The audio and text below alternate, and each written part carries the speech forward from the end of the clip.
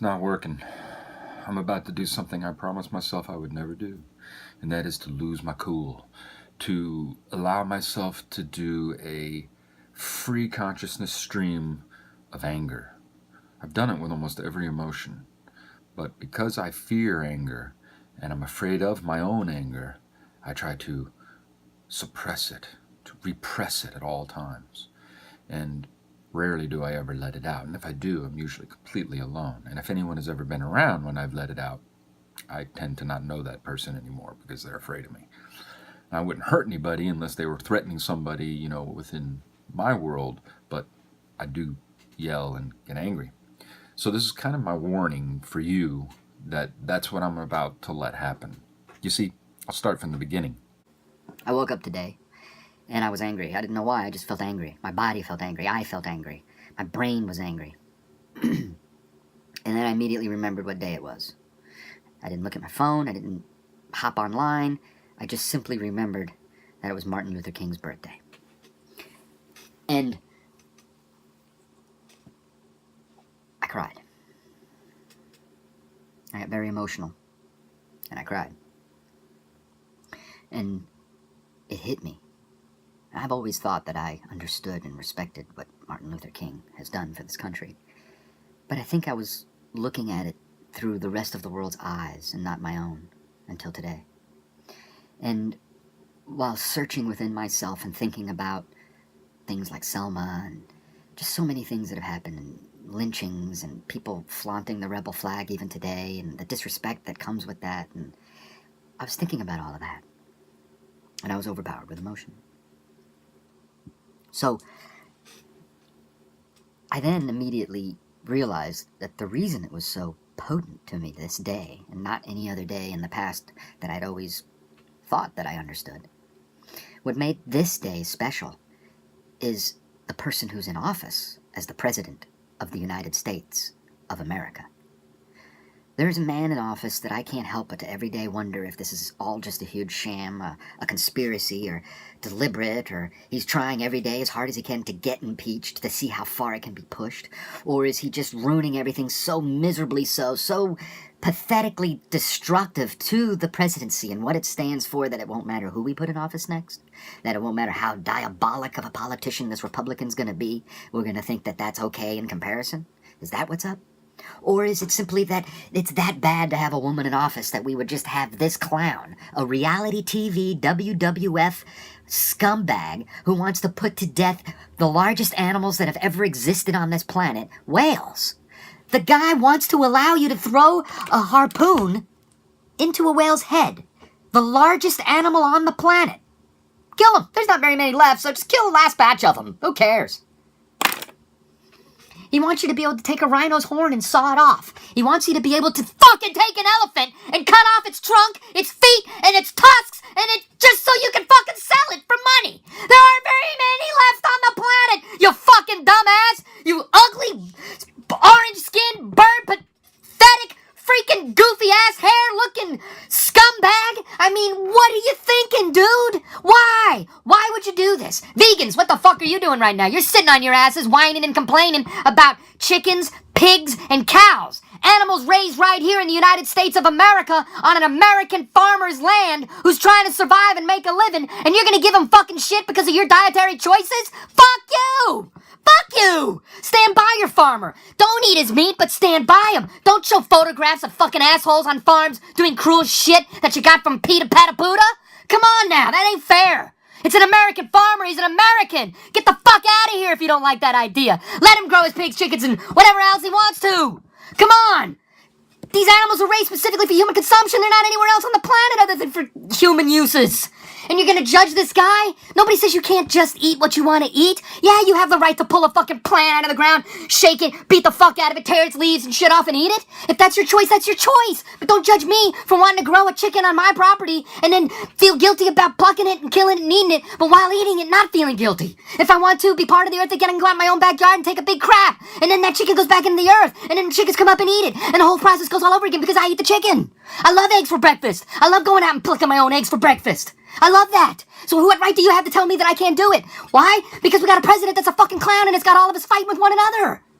We're too busy arguing with one another. We are all watching the greatest reality TV program ever. I hated the guy when he had his stupid apprentice show. It was ridiculous, but I caught the drama. I caught the soap opera. I understood everything about it that made people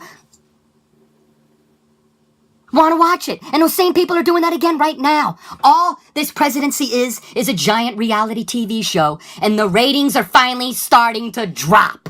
This president sucks. He is awful. He is terrible. He is closed-minded. He is a narcissist. So am I. He's a bigot. He's a misanthrope. He's a Oh, he's not racist. Oh, he's not racist. So he has a meeting, and in the meeting, somebody says, I don't think you can say that, Mr. President. And he says, what did I say? And they say, you can't say they're all coming from shitholes. And then he gets quoted as saying that, and then everybody is put to say what really was said, and he says something just as freaking bad, which is huts! Shit huts! Okay, so we could take that two ways. He means either there's a little hut that they specifically go to, an outhouse in Texas in the 1800s, to take a shit in, right? Or a shit hut, which would be a whole house that they live in, made out of straw and bamboo, whatever the fuck his little brain thinks of it, and they live in that. Okay, so that's all. Oh, it's either that or shitholes. That's not racist when we're talking about countries that have just as many huge cities as Dallas, Houston, and fucking New York, and Dubai, and Sydney, Australia. They're just as advanced, you fucking idiot. There's as many of them living in fucking teepees and huts as we have reservations with American Indians doing that. What are you, retarded? Come on, dude. We all come from Africa anyway. We all originated from Africa. You trying to tell me that there was somebody put on this earth this skin color? You trying to tell me that God sent a hand down and went, ooh, put somebody... Come on now. Don't be so close-minded and so stupid. As I've preached before, there are just as many differences between me and my girlfriend as there is between me and any other thing on the planet. She's very different than me. She has breasts. She has a vagina. I don't have those things. I had them. But while I was being created, you know, something happened. A little bit of testosterone in my life. A little bit of testosterone in your life. A little bit of estrogen in her life. A little bit of estrogen in her life. And if you want to choose whether it's estrogen or testosterone that you live your life, that is your choice. It all comes around and goes around in the end. Don't play games. We all turn into transvestites, transgenders when we reach our 80s and 90s. Pay close attention. Women are estrogen, right? When women get older, what do they start getting depleted?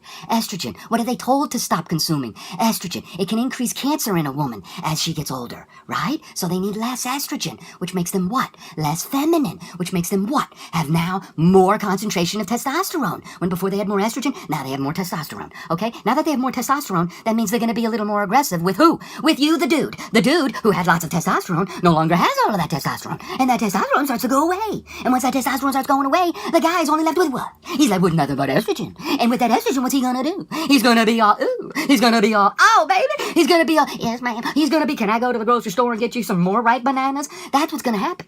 So wake up, people. Wake up and realize that what comes around always comes around. And evil doesn't care because evil will do it anyway. Around and round. Evil, like Trump, doesn't care. He will kill every animal on this planet if it puts $1 in his bank account. He is brainwashed into believing that a penny is $1 million. And that $1 is $1 billion. And he still hasn't earned even $100 yet. In his mind, he hasn't even earned $100. In Jeff Bezos' mind, the wealthiest man on the planet at this point, that can fluctuate week to week, you know what I mean? But as of Monday of this week that it passed up, today is Monday, so it's last Monday, Jeff Bezos was the wealthiest man on the planet with something like $105.5 billion. And I think Forbes, between the two of them, that would average out at about 1.5, because the other one said 1.45, so you got to mix those two. That's a realistic number of how much he made. And you know, he gave $30+ million to an organization to make sure that immigrants get money for college educations. Did you know? Think about this when you think about the shithole shithut comments. Did you know that in Nigeria, 40% of the citizens have a college education? Almost all of them speak more than 2 languages. In the United States, we don't even have Americans that can speak English. What you talking about, huh? They're still talking like all they do is listen to Hank Williams records. That's a beautiful thing because it's a dead language, but oh my God, if that's all you've got for education, oh my God, we live in a ridiculous time. Only 30% of Americans have a college education. Only 30%. There's nothing wrong with that. But it basically says that we have a lot of farmers here. We have a lot of people working for unions and laboring, and they fall into a job that doesn't allow them to leave town. It doesn't matter if you're born in New York. It doesn't matter if you're born in Bertram, Texas. It doesn't matter how many people live there, how many people are everywhere. No matter where you are. If you really want to get away, you gotta leave town. Get away from your comfort zone. And the younger you are when you do that, assuming you live your full life with mom and dad if you have that opportunity, and take everything you can and learn from your parents. But when they first set you free to go to college or whatever it is you choose to do, a sport, an athleticism thing, whatever, take it and grasp it and go with it and run with it and realize life doesn't feel fucking good all the time. It hurts sometimes. That doesn't fucking feel good, but I'm trying to make a point for you. I'm trying to let you know that life hurts sometimes. It fucking hurts, but guess what? Oh, it fucking hurts. Oh, it hit harder and harder. It hurts. That's my heart. It hurts. It hurts. It hurts. It hurts. It hurts. Doesn't hurt no more. I'm glad that's over. My arm hurts too. It hurt from doing that in my arm. My chest hurts. It's gonna hurt tomorrow. Nah, it's not gonna hurt tomorrow. Tomorrow I'm gonna remember the point that I made here today. And that point is it sure feels good after the pain stops, right? And it doesn't mean you should put pain on yourself, because we are a pyramid and we don't want to hurt ourselves deliberately like I just did. But it was to make a point. And that is, there's always a good thing that comes out of everything. So there's a reason this character is our president right now. He may be the puppet and not know it, or it could all be planned. What if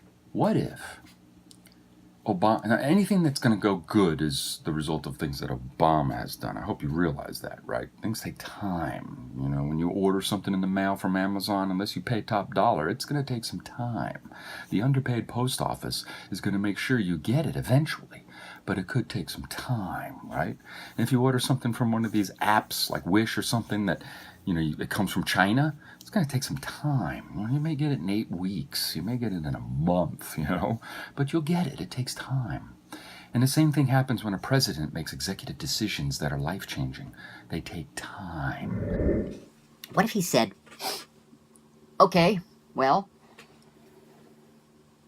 what if I let you come across as a powerful leader? I don't want to imitate him. I can't do it, and I feel like I'm mocking him. So what if he said to Korea, I'll let you test a couple of duds and show the world how badass you are, that you're fearless and you're not afraid of the great United States. I'll let you knock us down a few pegs by making us look foolish.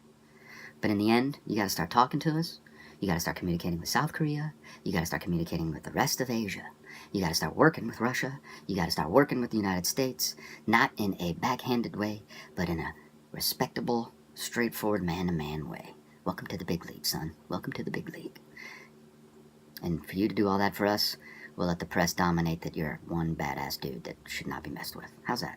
Oh, and by the way, you're not getting a nuclear bomb. That's what I think probably happened. Do you think Trump could come up with that? No, he can't even handle Russia. Has been spying on his ass from the beginning. I believe, and I think he was in Russia on vacation, trying to build a hotel there one day, and started freaking a miner or something. And they have it all on film, And, the argument to that would be if it existed, it'd already be out, right? We're talking about Russia. So don't use your American pea brain to think about that. This is Russia. So if Russia has something like that, there's only one person that knows about it. And he's running that country. Everyone else is dead. So, that's like a mobster running the country, which is kind of badass if you think about it. Think about it. When was the last time you heard anybody talking about Russia? When was Russia a threat? You got Russia, the Cold War, and who? What, they changed their name? What? It was called something else before. What? What kind? Huh? Dr. Zhivago place? Isn't that what it is? Doesn't it snow there all the time? People live there? That's what most people thought about Russia.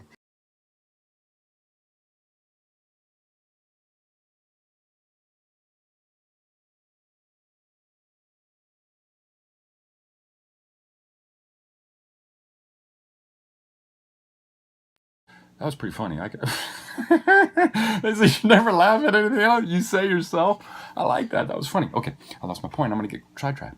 So they say that, but it's true. I may have been joking, but it's true. You never heard of Russia, right? Now, the world knows about Russia. So what if Obama did the same thing with Russia? What if Obama said, all right, I'll let you guys hack the presidency. We'll put a clown in office. And then when that all runs its course, we'll have a level playing field. All of us. How's that? That could be the case too. You never know. But these are all conspiracy theories, and they could be true, they could be false, but it doesn't matter. What matters is the damage being done by the doofus in office right now. Well, it is important to mention that most of these things that he's going to be doing that are so destructive can be changed with the next president. So hopefully he won't get too much damage done before he destroys the entire environment that he lives in. I think I've said enough.